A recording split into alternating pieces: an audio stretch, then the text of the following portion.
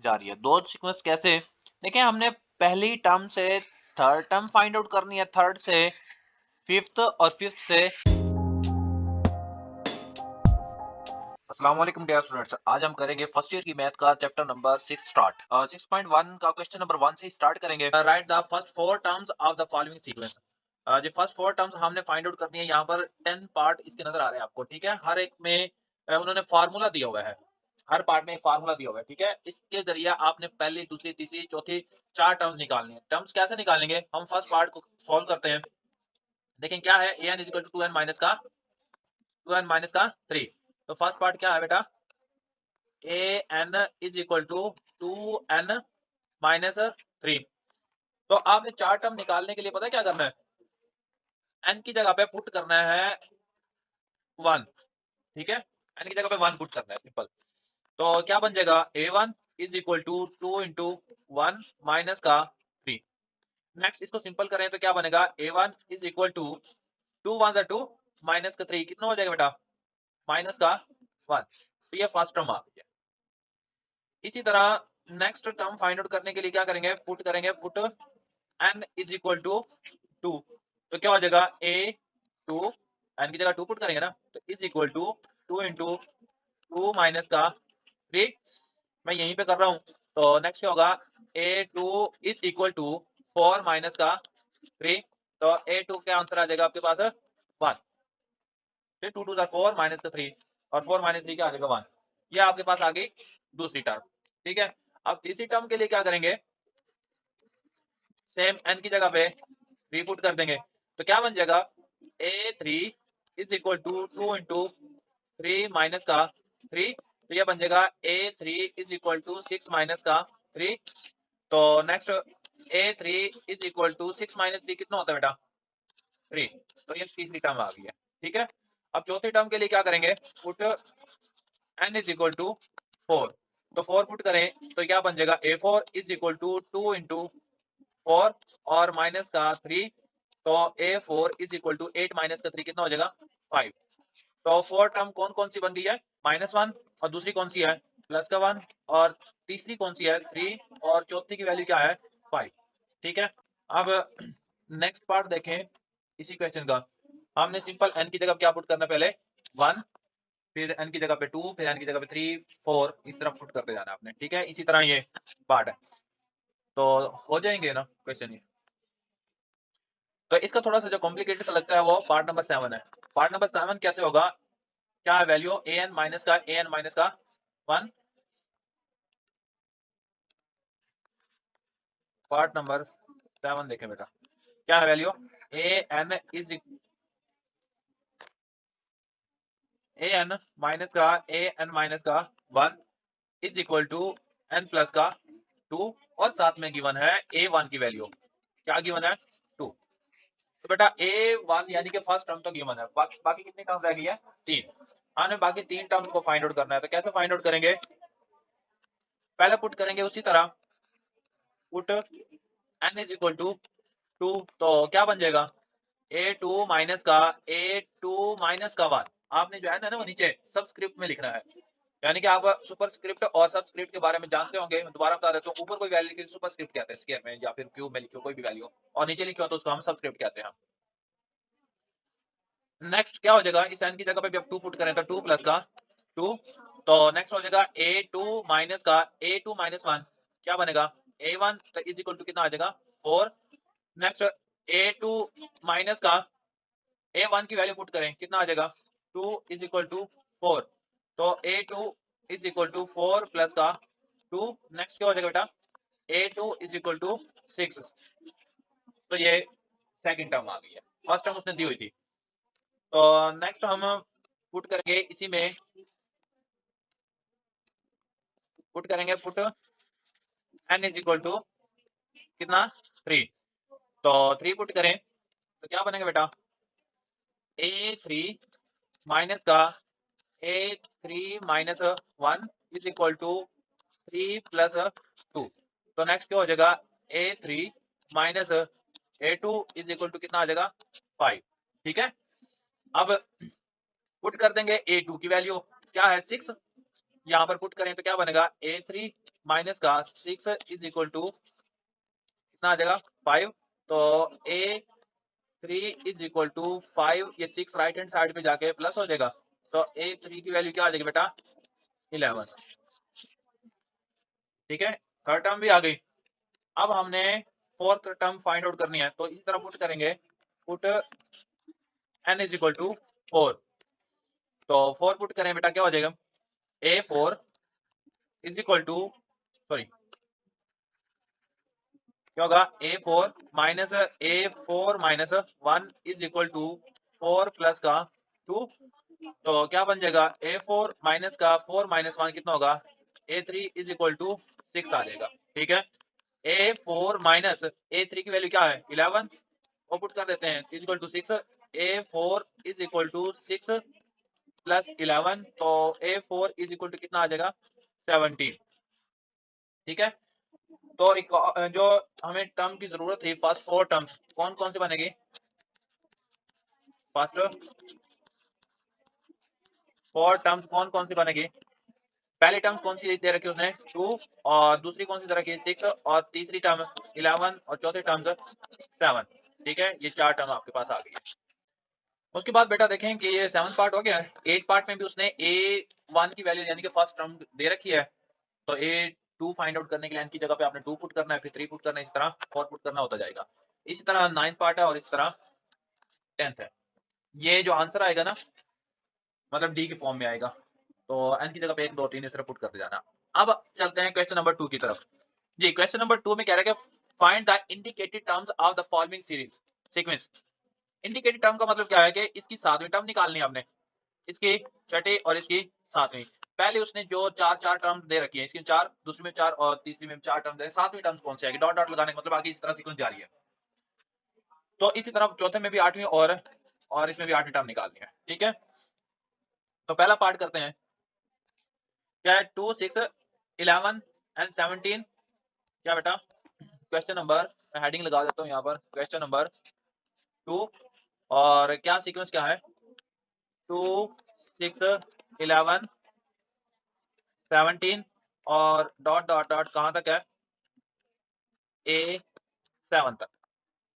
देखिए बेटा, इसको सातवीं टर्म निकालने के लिए ना सबसे पहले हमने ये चेक करना पड़ेगा कि ये सीक्वेंस जा कैसे रही है, यानी कि इनके दरमियान में डिफरेंस है, या फिर इनके दरमियान में कोई मल्टीप्लिकेशन से अगली टर्म आ रही है, या डिवाइड करने से आ रही है, या फिर ऐड करने से, यानी कि 2 से 6 कैसे बना हुआ है, या फिर 6 से 11 कैसे बना हुआ है, या 11 से 17 कैसे बना हुआ है, या इनके अलावा ये सीक्वेंस जारी कैसे है।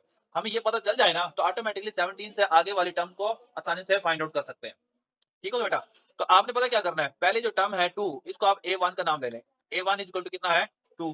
गौर से देखें, 2 में अगर हम 4 ऐड कर दें तो 6 बन जाएगा, 6 में 5 ऐड कर दे तो 11 बन जाएगा, 11 में हम 6 ऐड कर दे तो 17 बन जाएगा। ऑटोमेटिकली अगले 17 से आगे वाली जो टर्म होगी उसमें कितना ऐड करना पड़ेगा 7 ऐड करना पड़ेगा। तो हम A2 लिखेंगे, A2 is equal to 2 plus का 4, तो कितना आ जाएगा 6। और A3 लिखेंगे, A3 कितना होगा बेटा 6 प्लस का 5 इज इक्वल टू कितना आ गया 11। A4 लिखेंगे तो 11 प्लस का 6 कितना आ जाएगा 17। इसी तरह A5 लिखेंगे तो क्या होगा 17 प्लस का 7, तो कितना आंसर आएगा 24। मैं यहाँ पे लिख रहा हूँ, तो A6 कितना होगा बेटा A6 is equal to 24 plus का 8 करना पड़ेगा, तो कितना आंसर आएगा 32। A7 इज इक्वल टू 32 में कितना ऐड करना पड़ेगा आपको 9, तो कितना आंसर आ जाएगा बेटा 41। हमें जो आंसर रिक्वायर्ड था वो था 77 टर्म का। ठीक है, 7th टर्म का, तो वो 41 है। तो कौन सा पार्ट है क्वेश्चन नंबर 2 का, सेकंड पार्ट है जी। वैल्यू रिक्वायर्ड बेटा क्या है 1 3 12 60 और कहां तक है A6 तक। आपने पता क्या करना है, पहली टर्म को 1 का नाम दे देंगे। अब जरूरी नहीं कि पिछले क्वेश्चन की तरह हमें ऐड करके ही पता चलेगा, यानी कि 1 में अगर 2 ऐड कर दें तो 3 बनेगा, 3 में कितना ऐड करें 12 बन जाए, कितना ऐड करना पड़ेगा 9 ऐड करना पड़ेगा ना, तो मतलब पहले 2 फिर 9 और फिर कितना ऐड करना पड़ेगा तकरीबन 48 ऐड करना पड़ेगा। तो ये तो एक सीक्वेंस ही नहीं बन रही, पहले 2 फिर 9 फिर 48, तो ऐड करने से जरूरी नहीं कि ऐड करने से आंसर आए। तो नेक्स्ट हम देखें मल्टीप्लाई करने से आएगी, ऐड करने से तो नहीं आई। तो क्या हम 1 को 3 से मल्टीप्लाई करें तो दूसरी टर्म बन जाएगी, यानी कि 1 को अगर हम 3 से मल्टीप्लाई करें तो कितना बन जाएगा 3। और इस तरह तीसरी टर्म जो है ना वो 3 से अगर हम 4 को मल्टीप्लाई कर दें तो 12 बन जाएगा, जो कि तीसरी टर्म है। जो चौथी टर्म है 12 को कितने से मल्टीप्लाई करना पड़ेगा तो 60 बन जाएगा। ठीक है, इसी तरह पांचवी टर्म कौन सी होगी फिर, 60 को कितने से मल्टीप्लाई करना पड़ेगा 6 से, 600 और चिकम चिकम 36। और उसके बाद A6 इज इक्वल टू 360 को कितने से मल्टीप्लाई करना पड़ेगा 7 से। तो इसको मल्टीप्लाई करें 700, 7 छिके 42, 42 का 2, 4, 7 या 21 और 21 और 4 25। जो टर्म हमने फाइंड आउट करनी थी वो कौन सी थी, 6 टर्म थी और उसकी वैल्यू कितनी आई है 25 20। थर्ड पार्ट की वैल्यू क्या है 1 3/2। तो थर्ड पार्ट में हेडिंग दे लेता हूँ यहाँ पर, क्वेश्चन नंबर 2 और पार्ट नंबर 3। तो वैल्यू क्या है बेटा 1 3/2 5/4 आगे 7/8 आगे A7 तक फाइंड आउट करना है। ठीक है, तो पहले हम नाम दे लेते हैं, पहली टर्म कौन सी है 1। अब पहली टर्म से दूसरी टर्म कैसे बनेगी, ऐड करने से नहीं बनेगी, क्या मल्टीप्लाई करने से बन जाएगी। तो ये सोचना पड़ेगा आपको कि ये दूसरी टर्म पहली से कैसे बन रही है और दूसरी से तीसरी कैसे बन रही है। तो क्या मैं पहली टर्म के नीचे 1 लगा दूं, कोई फर्क पड़ेगा इसको। तो दूसरी टर्म देखें, दूसरी टर्म में 1 बाय जो 1 है ऊपर वाली में मैं 2 ऐड कर देता हूँ, नीचे वाली को 2 से मल्टीप्लाई कर देता हूँ। तो क्या बन जाएगी दूसरी 3/2। ठीक है, ये ऐसे कैसे पता चला मुझे, गौर से देखें। 3 पहला एक है, 1 3 5 7, 2 2 का फर्क है, ऐसे ही ना। तो हमें 3 से 5 बनाने के लिए हमें ऐड करना पड़ेगा। तो इसी तरह नीचे देखें 2 4 8, इनमें तो 2 का फर्क है लेकिन आगे वाले में 4 का फर्क है। तो ऑटोमेटिकली मुझे पता चला कि अगर 2 को मैं 2 से ही मल्टीप्लाई कर तो 4 बन जाएगा। ठीक है, और यहाँ पर भी अगर 2 से मल्टीप्लाई करें तो 8 बन जाएगा, और ऊपर क्या करना पड़ेगा हमें 2 ऐड करना पड़ेगा ऐसे। तो तीसरी टर्म क्या लिखी जाएगी यहाँ पर A3 इज इक्वल टू 3/2, ऊपर वाली में 2 जमा कर दे, नीचे वाली में 2 जरब कर दो, कितना बन जाएगा 5/4 ऐसे ही। A4 क्या बनेगी बेटा 5/4 को सेम वही जो सीक्वेंस चलती आ रही, 2 जमा करते हैं 2 के साथ मल्टीप्लाई करते हैं तो 7 बटा कितना आ जाएगा 8। हमने क्या मालूम करना है 7 तक। तो मैं यहाँ पर पांचवी टर्म लिख रहा हूँ A5 इज इक्वल टू क्या होगा बच्चों 7/8, और इसमें 2 जमा करते हैं, नीचे वाली को 2 से मल्टीप्लाई करते हैं तो क्या बनेगा 9/16। A6 इज इक्वल टू 9/16 में ऊपर वाली में 2 जमा करते हैं, नीचे वाली को 2 से मल्टीप्लाई करते हैं, कितना बन जाएगा 11/32। ठीक है, आगे A7 मालूम करनी है तो लास्ट टर्म क्या बनेगी 11/32, ऊपर वाली में 2 जमा करते हैं, नीचे वाली को 2 से मल्टीप्लाई करते क्या बन जाएगी 13/64। ठीक है, तो जो रिक्वायर्ड थी हमें वो कौन सी है 7 टर्म, और उसकी वैल्यू क्या है 13/64। ठीक है बच्चों, अब अगली सीक्वेंस क्या है फोर्थ। तो मैं हेडिंग दे टू पार्ट नंबर 4, वैल्यू लिखवाइए क्या है 1 फिर 1 जी 5 -7 9 A8, 8 ही टर्म निकालनी है। देखो बच्चों इसमें ना 2 सीक्वेंस जा रही है, 2 सीक्वेंस कैसे देखिए, हमने पहली टर्म से थर्ड टर्म फाइंड आउट करनी है, थर्ड से फिफ्थ और फिफ्थ से 7। ठीक है, माइनस के लिहाज से अलग से सीक्वेंस है, और इसी तरह दूसरी टर्म से हमने फोर्थ टर्म और फोर्थ से सिक्स टर्म और सिक्स से 8 टर्म फाइंड आउट करेंगे। तो सिंपल आपने क्या करना है A1 क्या होगा इसमें 1, और पहली टर्म से हम फाइंड आउट करेंगे थर्ड टर्म। तो A3 क्या होगा, इसमें 1 में कितना ऐड करें या सब्ट्रैक्ट करें कि -3 बन जाए। तो गौर से देखें, अगर हम 1 में -4 कर दें तो माइनस का 3 बन जाएगा।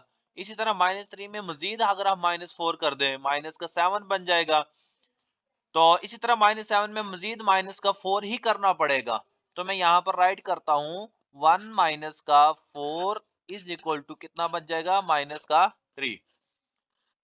अब A2 सेकेंड टर्म कौन सी है, वो भी 1 है और सेकेंड टर्म से हमने फोर्थ टर्म फाइंड आउट करनी है।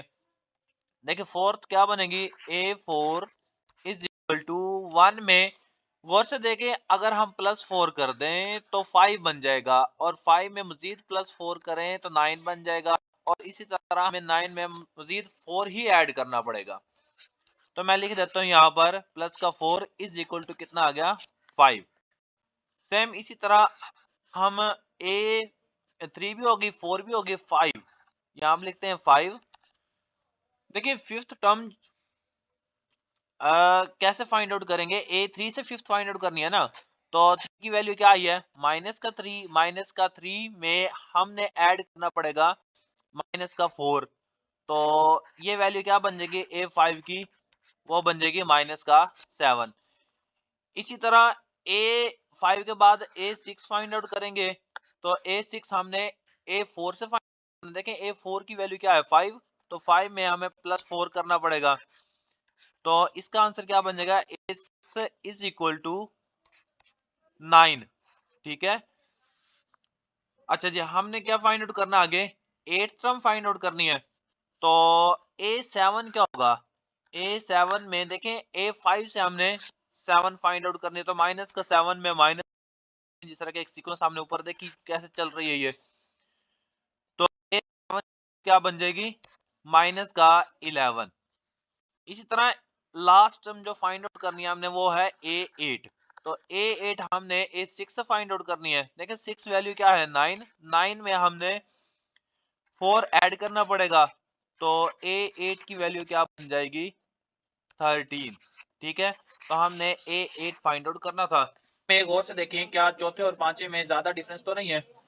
देखिए एक के साथ हमने 5 बनाने के लिए अगर 4 को हम ऐड कर दें बन जाएगा।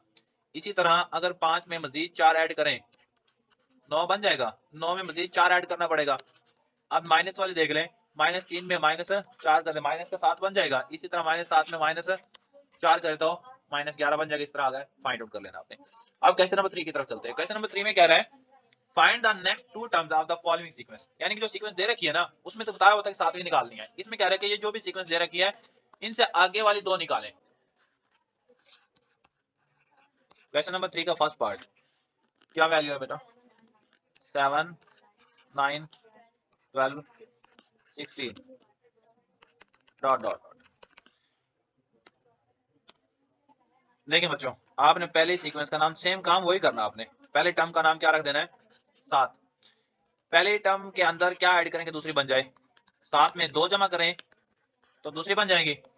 और A3 मालूम करने के लिए 9 में मजीद 3 जमा करें तो 12 बन जाएगी। इसी तरह A4 मालूम करने के लिए 12 में हमें ऑटोमेटिकली 4 ऐड करना पड़ेगा, 16 बन जाएगी।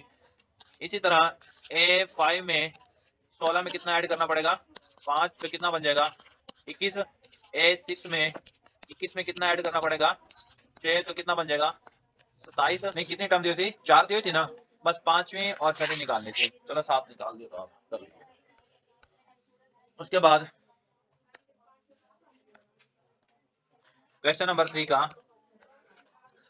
सेकंड पार्ट में क्या दे रखा है 1 3 7 कितना है 15 31 अप टू 100। तो बेटा इसमें आपने क्या करना है, फर्स्ट टर्म जो है ना A1 इज इक्वल टू 1 और A2 इज इक्वल टू कितना बनेगा, 1 में कितना ऐड करना पड़ेगा 2, 2 की पावर 1 ऐड करना पड़ेगा। वो क्यों, लेकिन ये तो 3 बन गया लेकिन आगे वाली वैल्यू नहीं बनेगी। कैसे, A3 इज इक्वल टू 3 जमा का 2 की पावर 2। लेकिन 2 की पावर 2 कितना होता है 4, 4 जमा 3 कितना आ जाएगा 7। A4 7 में हमें कितना ऐड करना पड़ेगा, 2 की पावर 3। 2 की पावर 3 कितना होता है, 8, और 8 जमा 7 कितना हो जाएगा, 15। ठीक है, इसी तरह A5 में क्या होगा, हमने 15 में 2 की पावर 4 ऐड करना। 2 की पावर 4 कितना होता है, 16। 16 और 15 कितना हो जाएगा, 31। अब ये 31 तक दे रखी है, हमें नेक्स्ट दो टर्म निकालनी है। तो A6, तो 31 में कितना ऐड करना पड़ेगा, 2 की पावर 5। तो कितना, 2 की पावर 5 कितना, 32। 32 और 5, 32 और 31, 32 और 31 63। तो उसके बाद सॉरी क्या है, A7, तो 63 में 2 की पावर 6। 2 की पावर 6 कितना होता है, 64। 64 और 63, 127। ठीक है, तो लास्ट दो टर्म जो हमने फाइंड आउट करनी थी वो ये दो थी। उसके बाद इसका थर्ड पार्ट देखें, थोड़ा सा डिफिकल्ट समझ जाता है थर्ड पार्ट। क्वेश्चन नंबर 3 का थर्ड पार्ट, क्या वैल्यू दे रखी बेटा, -1, 2, 12, 2। पिछले जितने भी पार्ट किए हैं उनमें आसानी थी, हमें पता चल जाता था कि हमें ऐड करना पड़ेगा और नेक्स्ट सीक्वेंस बन जाएगी, या फिर मल्टीप्लाई करना पड़ा है सीक्वेंस बन जाएगी। इसमें थोड़ा सा डिफिकल्ट है।